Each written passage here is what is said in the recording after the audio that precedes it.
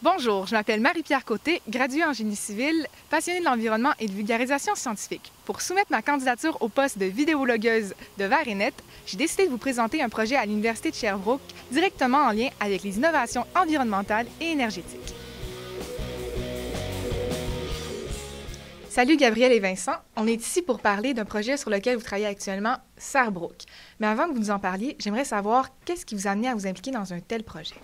Bien, en fait, c'est le changement.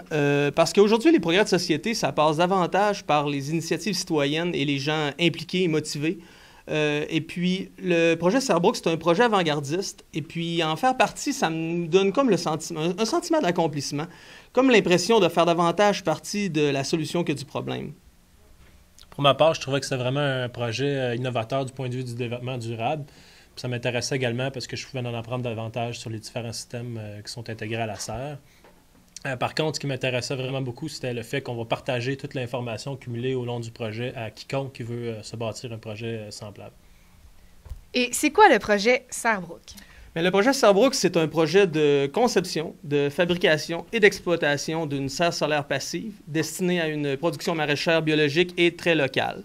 Et puis la serre, on la veut durable sur le plan architectural et puis on la veut le plus autonome possible sur le plan de l'énergie.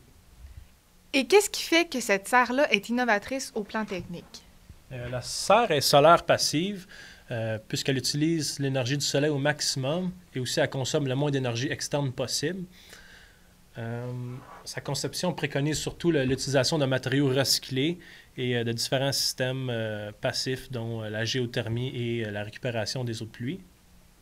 Dans un contexte québécois, par contre, pour la rendre autonome, on doit utiliser différents systèmes de production d'électricité ou d'énergie alternative, comme un panneau solaire, une éolienne ou un biométhanisateur.